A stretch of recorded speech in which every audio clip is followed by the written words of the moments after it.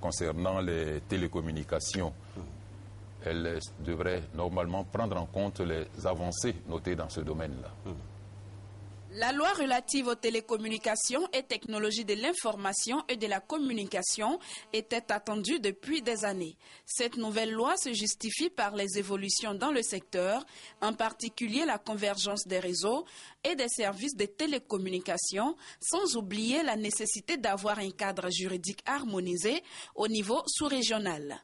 Et ces dispositions communautaires conduisent, entre autres, à l'harmonisation des politiques publiques, du cadre de contrôle et de régulation des télécommunications par la prescription de principes généraux et d'une réglementation communautaire uniformisée, à l'harmonisation des régimes juridiques d'exercice des activités de télécommunications TIC par la définition de régimes communs pour chaque activité de télécommunication dans les États membres, en vue de la mise en œuvre d'un véritable espace économique commun. Les innovations de cette loi portent entre autres sur l'énonciation claire et précise des principes généraux devant régir les activités des télécommunications et des TIC, la consultation publique dans le processus de prise de décision, la définition de nouvelles infractions et des dispositions pour la protection des consommateurs. La mutualisation des infrastructures et la gouvernance de l'Internet sont aussi prises en compte dans cette ordonnance. Cette loi prévoit par ailleurs la création d'une autorité de régulation aux compétences plus larges. Cette structure sera composée d'un collège de régulateurs assermentés et de professionnels. Une entité chargée de l'attribution des fréquences et une autre en charge du service universel sont prévues. Voilà, nous reviendrons en détail sur cette nouvelle législation au niveau des télécoms. Mais Franck Souané avait une préoccupation, oui, toujours au niveau de la Poste. Je voulais justement insister sur le produit courrier. Est-ce que, en définitive, avec l'avènement du numérique, la distribution du courrier pourra donc produire de l'argent à la Poste ? Bien sûr. Encore une fois, il ne faut pas limiter l'activité de la Poste au courrier. Le courrier est important. Aujourd'hui encore, le courrier constitue une part importante du chiffre d'affaires de la Poste. Mais comme je l'ai dit, il faut que la Poste réussisse sa diversification, que la Poste puisse prendre un appui plus important sur l'activité financière, d'une part. Donc ça peut être les comptes d'épargne, ça peut être le transfert d'argent, ça peut être le mobile payment, ça peut être également d'autres.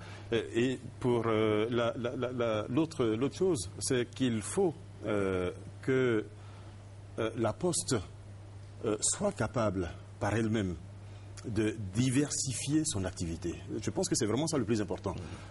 S'appuyer sur l'activité traditionnelle, mais surtout diversifier son activité. Et alors, dans ce terme diversification, il y a un grand nombre de choses qu'il est possible de faire, dont nous pourrions parler. D'accord.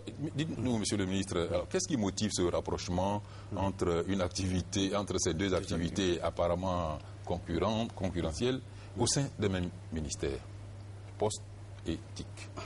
On peut effectivement faire beaucoup de commentaires là-dessus, mais il faut savoir que le courrier électronique aujourd'hui, il est d'abord un courrier. Donc le courrier électronique, c'est une façon plus moderne, certainement, plus facile de transmettre un courrier, mais il n'est pas très différent du courrier traditionnel que vous envoyez il y a 10 ans, 20 ans. Et c'est celui-là qui a tué notre poste, qui a participé à tuer notre poste. A contribué effectivement à affaiblir la Poste de Côte d'Ivoire en particulier, mais tout simplement parce que la Poste de Côte d'Ivoire, pendant que toutes les autres postes faisaient leur mue, la Poste de Côte d'Ivoire, malheureusement, était dans une situation difficile compte tenu de la situation du pays, compte tenu des conflits internes qu'il y avait au sein de la Poste. Vous êtes informé de toutes les bagarres qu'il y a eu au niveau du management, des remplacements du directeur général, oui, etc. Et tout ça, malheureusement, a contribué à fortement affaiblir notre poste. Pendant ce temps, les autres postes travaillaient aux solutions alternatives pour relever leur activité. Donc nous prenons ce train aujourd'hui avec retard malheureusement. En rapprochant ces deux entités-là, qu'est-ce qu'on espère? On espère développer l'activité de communication. Il s'agit de communication avant tout. Que vous soyez en papier, que vous soyez en courrier, que vous soyez en électronique, il s'agit d'abord de communication. Et c'est des activités qui, par le passé, ont été très proches. Et il faut savoir que la première organisation internationale fut l'UIT et la seconde fut l'UPU. Tout simplement parce que ça a été deux organisations fondatrices de tout ce qui est communication dans le monde. Aussi bien communication voix, donc avec le télégraphe, avec le téléphone ensuite, que communication papier avec la poste. Alors, donc par le passé, ça a été deux activités proches et aujourd'hui, ces deux activités continuent d'être relativement proches sans que ça me paraisse à moi en tout cas incongru. Donc, Monsieur le ministre, moi je suis curieux de savoir comment on va conduire ces deux opérations, justement ces deux activités, quand on sait que la Poste de Côte d'Ivoire a plusieurs bureaux fermés. Voilà. Alors, comment est-ce que concrètement ces actions-là ou bien ces activités pourront être menées? Bon, il ne s'agit pas de mélanger les deux activités. Il y a dans nos attributions l'activité poste. L'activité poste, il faudra la gérer en tant que telle. Tout à l'heure, j'évoquais par exemple l'environnement qu'il fallait mettre en place. J'évoquais également le fait qu'il fallait un nouvel organe de régulation. J'évoquais le contrat cadre qu'il faut que la Poste de Côte d'Ivoire ait avec l'État de Côte d'Ivoire sur la gestion du service public qui lui est concédé. À côté de cela, il y a l'activité des technologies de l'information et de la communication, des TIC de façon globale. Et l'activité des TIC nécessite aujourd'hui une autre vision. C'est une autre problématique, c'est d'autres types d'investissements, c'est une autre façon de traiter l'information, mais qui n'est pas celle qui est aujourd'hui traitée par la Poste telle que nous la connaissons en Côte d'Ivoire. Encore une fois, j'insiste là-dessus, notre Poste a pris du retard. Notre Poste, aujourd'hui, présente beaucoup de lacunes. Mais ce n'est pas le modèle achevé de la Poste, bien au contraire. Aujourd'hui, il faut imiter ce qui se fait de mieux dans le monde et nous essayons d'aller vers cela. Nous avons commencé par un plan de restructuration qui est aujourd'hui prêt, qui est en discussion au niveau du gouvernement. Une fois que ce plan va être adopté, nous serons en mesure, en ce moment-là, de commencer à travailler sur la sortie progressive de la crise dans laquelle la Poste de Côte d'Ivoire se trouve. Quel a pu être l'impact de la rupture avec l'UPU sur l'état de notre poste et quels bénéfices pourrons-nous tirer de du remariage? Premièrement, aucune activité aujourd'hui ne tire avantage à s'isoler, à fonctionner en vase clos. Et deuxièmement, je dirais que l'UPU est l'organe qui aujourd'hui relie toutes les postes du monde. Et l'activité postale est une activité mondiale. Parce qu'un courrier peut partir d'un village au plus profond de la Côte d'Ivoire pour aller au Venezuela, pour aller au Chili, etc. Donc il faut absolument pouvoir être dans cette organisation. Il faut pouvoir être acteur dans cette organisation.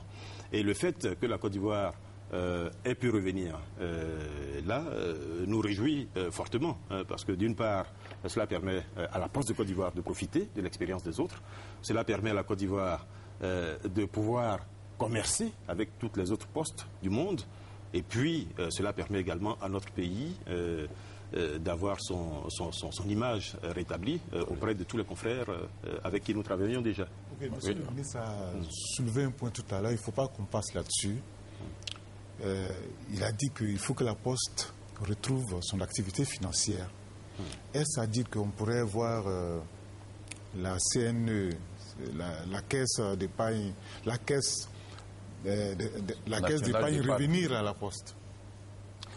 Nous n'avançons pas trop sur cette question.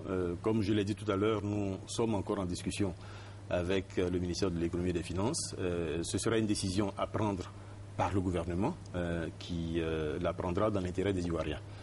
Donc la réflexion sera faite sur des bases qui seront totalement objectives.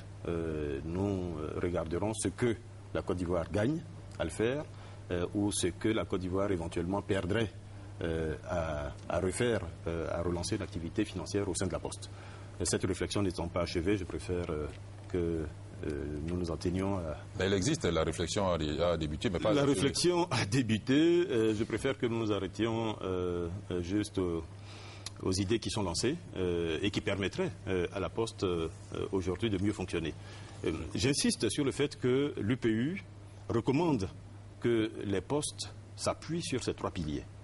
Donc si nous voulons une Poste efficace, si nous voulons une Poste qui marche mieux, si nous voulons sortir la Poste de Côte d'Ivoire des difficultés dans lesquelles elle est aujourd'hui, il nous faut fortement nous appuyer sur ces 3 piliers. Ça m'a l'air tellement évident que je ne comprends pas pourquoi les réflexions durent. Les réflexions durent parce que, à la base, il s'agit de gros sous. La Poste de Côte d'Ivoire, je le disais tout à l'heure, a une situation financière qui est extrêmement